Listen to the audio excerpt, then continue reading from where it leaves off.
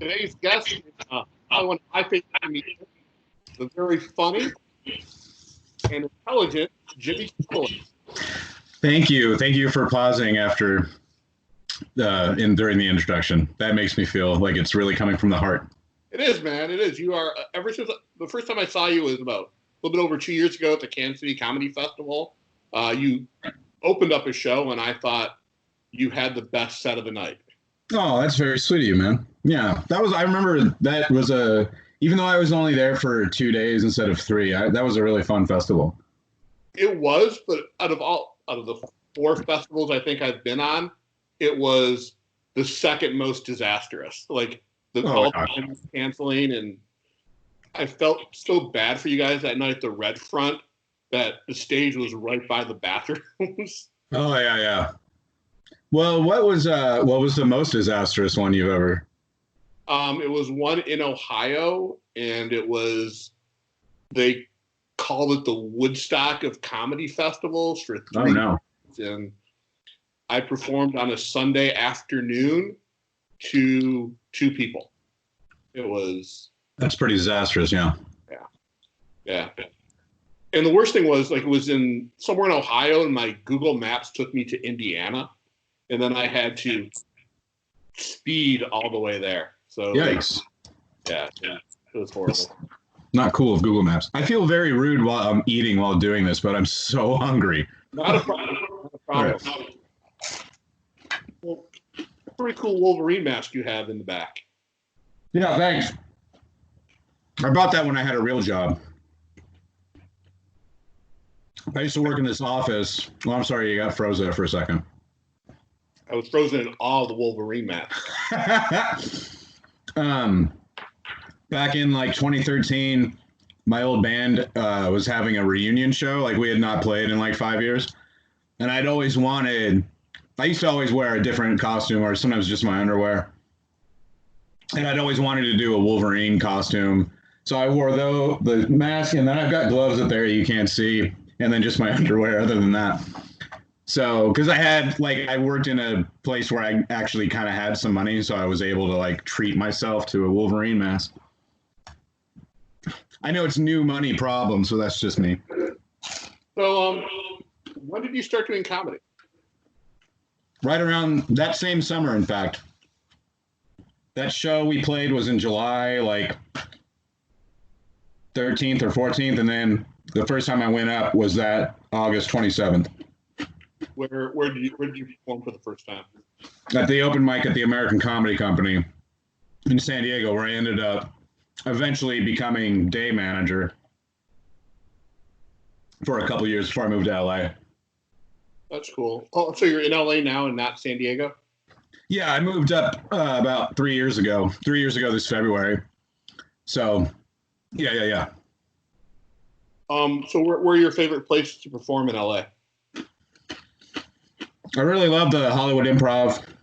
That's been like, I've kind of like, of all the clubs up here, it's the one I've kind of gotten the furthest into, which is cool.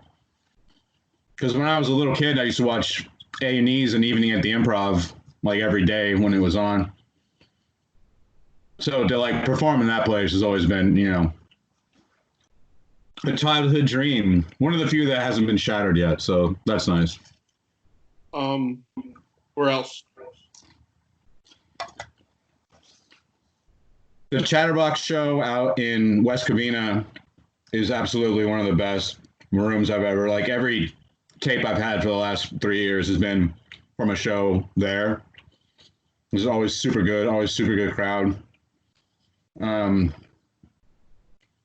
It's been so long that I'm drawing a blank now. I'll just say those two for now. It's pretty cool that you tour a lot. Like last summer, you and Aaron Naylor, another great comic, in Ohio for Ryan Chernick with you, your son, and Aaron. Yeah. How is it touring with your son?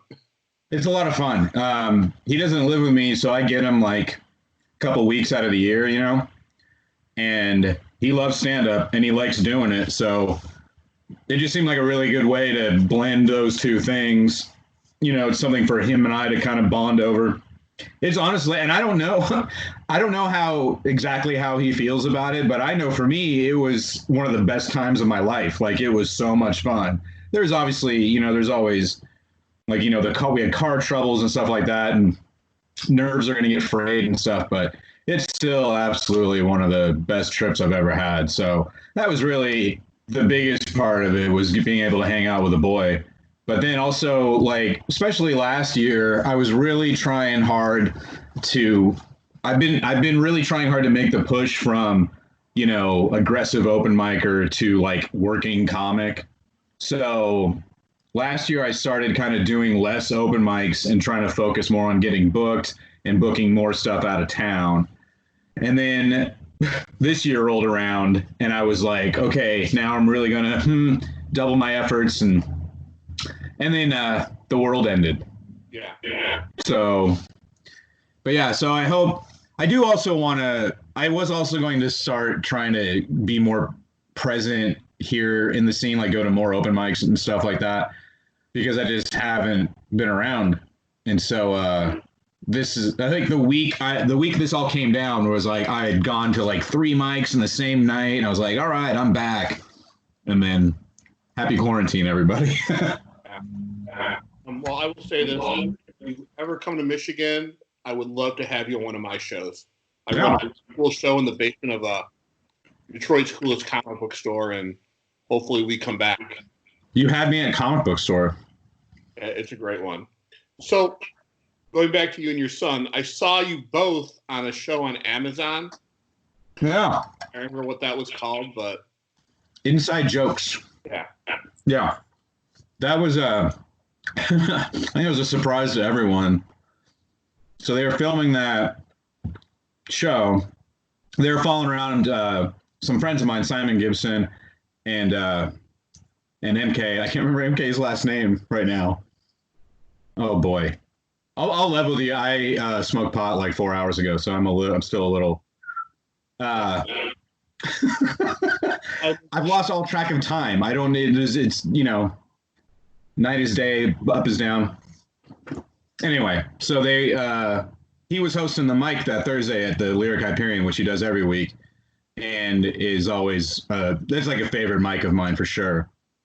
And I had the boy in town, and he was hanging out with me for a couple weeks, and I would take him to mics just almost for something to do. Like, I needed to get time in, but also I knew it'd be like a nice keep him distracted for a little while. And then he asked me at one of the other mics I took him to if he could try it. And I was like, well, do you have like jokes? And he told me some, and I was like, oh, all right. Yeah, you got some time. So sure. So we got there, and I asked MK if we could put him up. And he was, yeah, for sure. And then so he did, and he crushed. And it was so nice because it was like, it really felt like all the comics were being extra super nice to him. Like, even before he was going to go up, they just like hanging around. They were all so happy to meet him, and they were all being really nice with him, which I'm not totally blown away, like surprised by, but it was really, really nice. And then he went up, and they were all very supportive. And yeah, he crushed. He bombed immediately on the next mic I took him to, but on that one, he crushed. And then, but then they shot that show. So we had to like sign a release and everything there. We didn't know there was going to be a camera crew. So then when they edited that show, they made it look like MK was depressed because he didn't get JFA. And now there's also a kid doing stand-up at his mic who's crushing.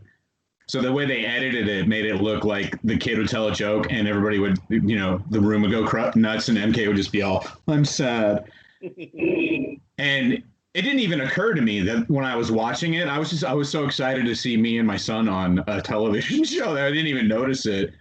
But then when I saw MK, he's like, I'm so sorry, and he apologized. And I was like, oh no, dude, I know what they're doing. Like, I'm aware that they're going to edit stuff like that. He had found out that he didn't have JFA like an hour before all that. But that's showbiz, baby. Yeah, his last name is Paulson. MK Paulson. Thank you. Well, I feel so bad. I haven't talked to anybody. You're the first person I've talked to today, I think, out loud. Cool. Good in someone's day. My day has been meetings, crying. Man. Yeah. I already work from home most of the time, and I don't ever have to talk to anybody unless it's via email. So I'm kind of an old hat at this already. Working from home is so depressing. It's like all I do is commute from one end of the couch to the other. I guess so, dude, but I feel like I'm more depressed when I have to go into a job. I love it. I love just being away from the place and just having the two parts of my world, because going to work meant I got to go do stand up at night. Now I don't have stand up. It's just yeah. I'm doing. What is your day job? I write commercials. You what? I write commercials for a living. Yeah. Oh wow. Well, that's great. That must be a pretty comfortable living, huh? It's a stressful job. Sure. You're always trying to come up with ideas, and yeah, it's like comedy, because you'll present ideas, you'll get no reaction, then you go back to your desk and you think you suck. Right. So, how are you getting through the quarantine? Drugs and porno mostly, if I'm being 100% honest. So are you taking advantage of the free Pornhub Premium? Here, let me put it to you like this. When the notion of student loan debt forgiveness came up on the national stage, I had just paid my student loans off, and it took me like 12 years. But I was like, of course they should forgive all that debt. It's a terrible circumstance, and it's unfair, and it's only benefiting really the lenders. So yeah, even though I'm already done, I'm not going to just turn my back on it. But then they go, hey, we're going to have Pornhub Premium be free so everyone stays inside. I was like, hey, because I've been paying for it for months is the end of that story. All right, so I'll be honest. I've been paying for Pornhub Premium as well, and a week ago my account got hacked, and I have not been able to get back into it. Oh no! You should reach out to tech support or something. That's terrible. I should, but I'm like, out of all the things they can hack, my Pornhub Premium account. I mean, I think it makes sense. I mean, I hope it never happens to me, but it makes sense because like people who, if they're using your information to exploit that, and you're like, oh, I don't want my friends and coworkers to know that I watch pornography. That's how that sort of thing. It's like in Punch Drunk Love. You've seen that. Yeah, but I don't make it. I used to review porn as a side hustle, and it just killed my love of pornography.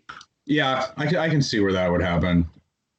I'm not really. That does sound like a lucrative sideline, and I might hit you up later for some tips and tricks. But I think I've got enough, shall we say, passion for the material that I don't know that it could really be ruined for me in any substantial way. Oh, it can be. When you have your laptop next to you and you are writing a synopsis of every scene, talking about the positions, talking about the camera, and then once you go to the movie, you have to go watch every extra feature on there. Oh no! Don't throw me in the briar patch. And it was a movie that Vivid Alt did that just ruined porn for me. Oh, see, that's where, yeah, if it was something weird like that, that might ruin it for me. No, it was the director's commentary. Ugh, you have to listen to. Wait, what? They do director's commentary for that? This guy did, and it was so friggin' pretentious. It was one guy that said, this movie is based on the 1960s radical group, the Weather Underground. Okay. I'm like, no. No, I don't see why not. Don't give me a history lesson with cute girls with black hair in bobs. Are you kidding me? That should be how every history lesson is conveyed. No. I mean, yeah, Pocahontas. Right. Well, I mean, even if it was like the signing of the Declaration of Independence, if all our founding fathers were played by the Brazzers stable, I don't think I would have a problem with that. I would watch that. Hey, welcome back to Two Old Creepy Dudes Talk About Pornography. Let's talk about something else. Let's talk about comic books. Okay. Neck and neck for interest on my part. Yeah. What is your favorite series of all time? The Boys. What did you think of the TV show? I still haven't finished it, but it's not because I don't like it. I think because it's almost okay. So when The Boys started, I was in my early 30s, maybe my late 20s. And I was in a very negative and or not negative, but like a very cynical, nihilistic mindset. And I don't think I'm quite in that mindset anymore. But I reread the whole series again before the show dropped. And I still loved it as much as I always did. But watching it now, I'm more disgusted by all the characters' behavior than anything else. You know what I'm saying? Totally. So it's really good. It's a real tough watch. It's like that Jim Carrey show Kidding on Amazon, or it was on Amazon for a minute. It's on Showtime. And it's super good, but it's so dark that I watched like 2 episodes and I was like, I'm going to need a lot of recovery time before I go back. So I read The Boys when it first came out, but I never finished reading it. Oh, really? For some reason, I lost interest, but I've been picking up the little, omnibuses they were releasing as the TV show came out. Yeah. And I thought it was phenomenal. Yeah. I started watching the show after I finished reading. I'm like, it's not the same. I mean, I kind of figured it wasn't what it was what I expected, because like Preacher was, I watched the first season and I enjoyed it, but they changed a lot, but I still felt it was like the spirit of the thing, whatever that means. I think that's like with Preacher and The Boys, it's the first time I've ever been able to say that confidently. Like when people say, oh, but it has the spirit of the thing, I'm always like, what the fuck are you talking about? But in this instance, I'm like, that's really the only way I can describe it. Like there's that scene early in The Boys, and I don't want to spoil it for anybody, but where they first find the female and she's locked in that bamboo cage and they let her out and she immediately murders like 2 of her captors. And then one of them comes around the corner and sees what's happening and he takes his gun and blows his own head off. Yeah. And that never happened in the comic book, but I'm like, that is one of the most perfect characterizations for that character that I've ever seen. Like that's one of the first things we know about her is a guy would rather kill himself than face her. That's pretty accurate to the character. So stuff like that. Yeah, I mean, I might actually watch it during the quarantine. I'm running out of stuff to watch. Yeah, that's the other thing. Like did you watch the whole thing or did you just watch like? I watched the episode. Yeah. I didn't like the guy who played Wee Huey. Yeah, I wish it would have been. I think he's okay. I think Starlight is really good. I think that actress was very well cast. And I think, what's her name? Elizabeth Shue was also very well cast, especially for that character, because that character in the book is really just a very kind of, I mean, he's not a bad character, but he's an evil white guy. He's like a blaxploitation villain almost. And it's like, that's been done on television to death. So to give it to Elizabeth Shue and see what she can do with it, I think that's a really good idea. But here's where I'm not as excited about it was the 9/11 issue of The Boys was always like the most haunting one to me. Like it was so bad.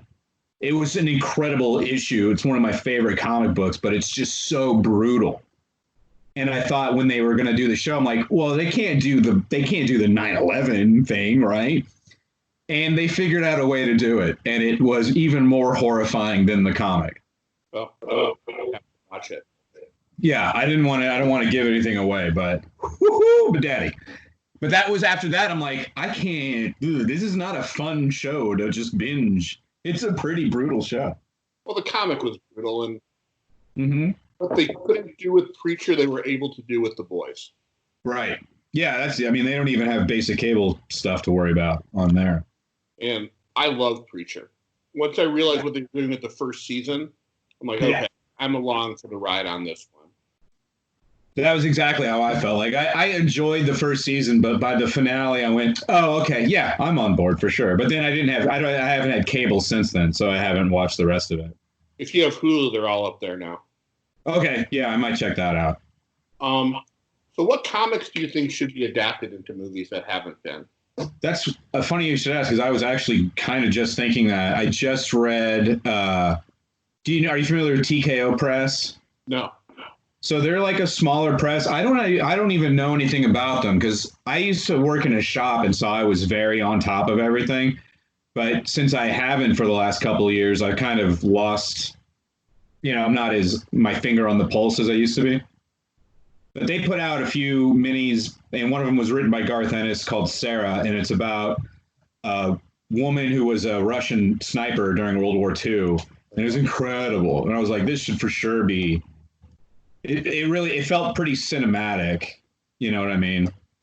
And then this other book they had called Goodnight Paradise, and it was like a very traditional private eye story, like very Raymond Chandler, but the detective is this homeless man.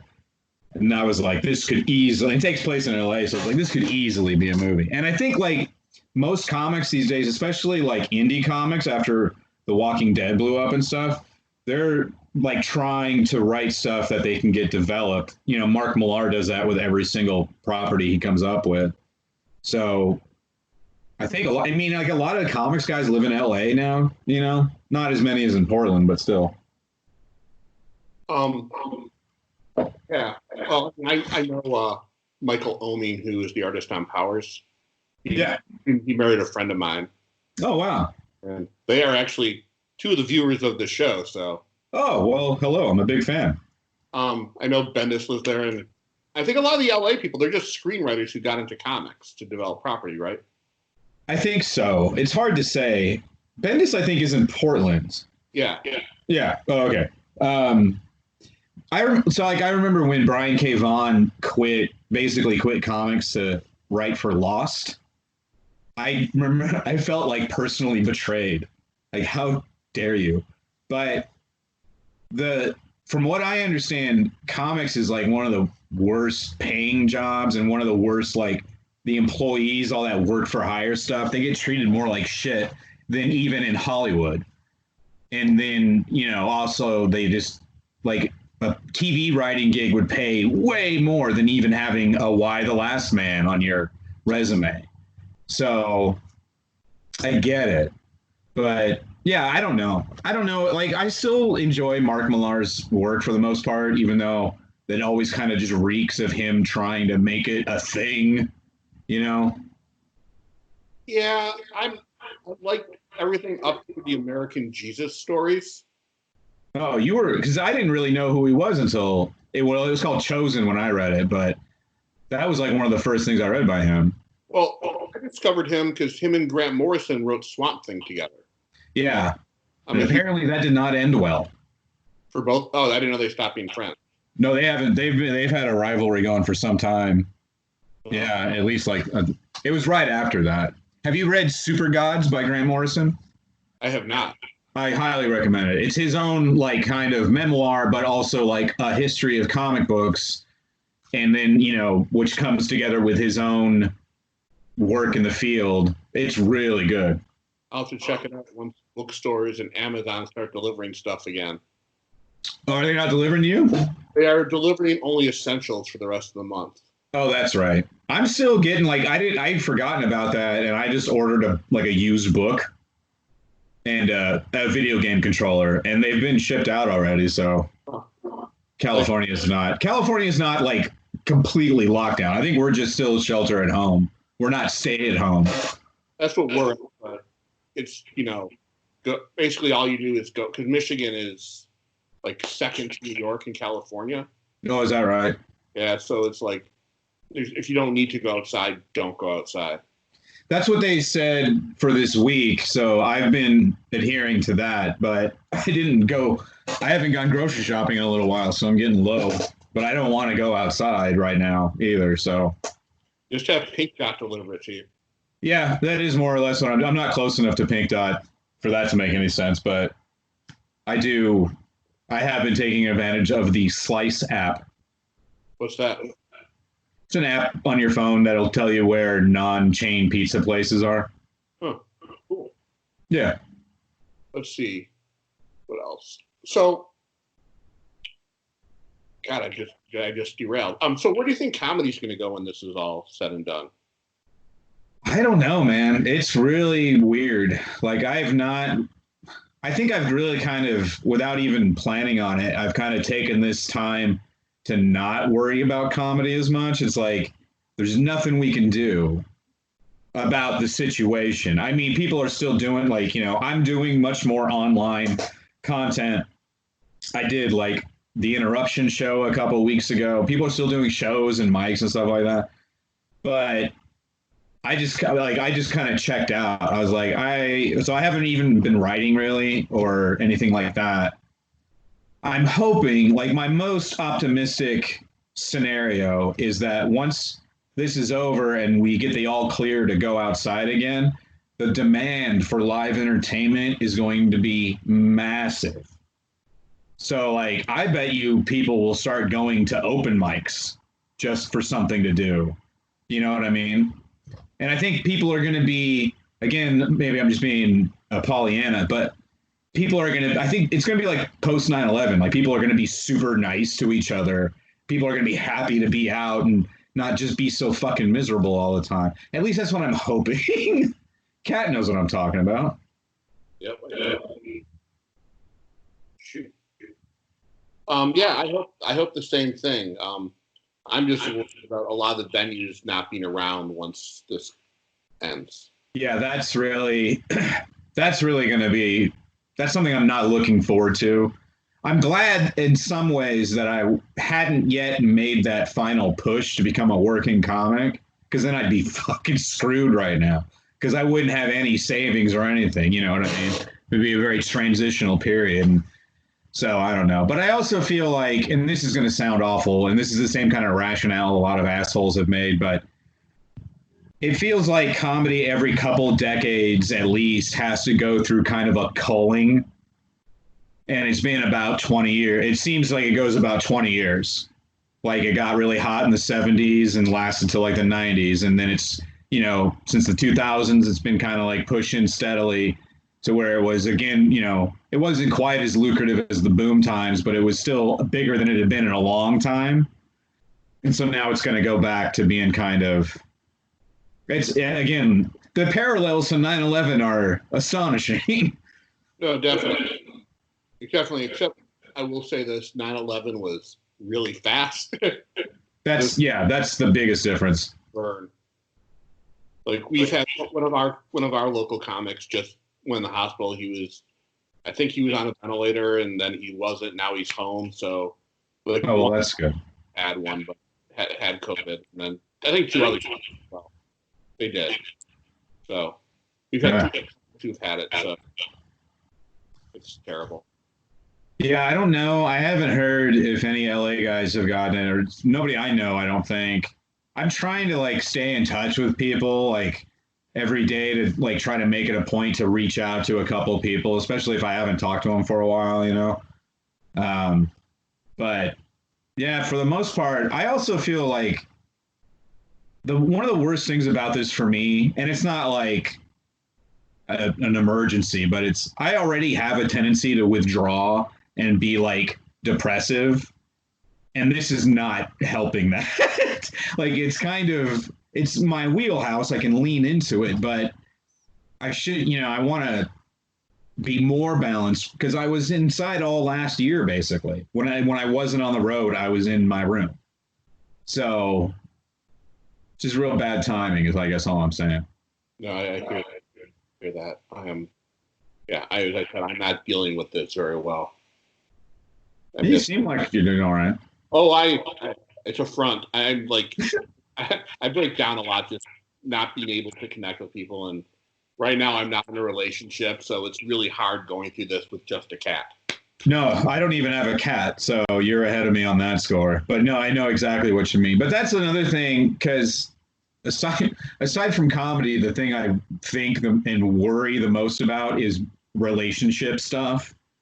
And this kind of feels like another thing, though, where it's like there's nothing I can do about it, so I'm not really going to worry about it. You know what I mean? It's a drag. It's not the best turn of events, but do you know what I mean? It's like there's nothing to be done. No, you gotta take every day with what happens in it. Right. Yeah. I do think that all this, people are going to have to gain some perspective. So I'm really hoping that we all kind of come out of this with a kind of a shared level of growth so that when we are on the outside again, because I don't like people any more than people like me, but I also don't act like, do you know what I mean? Like I try to be considerate and I hate people, but I still am considerate as fuck.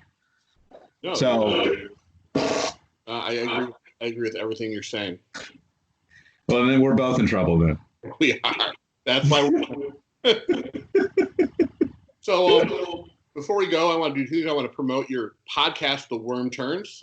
Yeah, thanks. Phenomenal music podcast. You.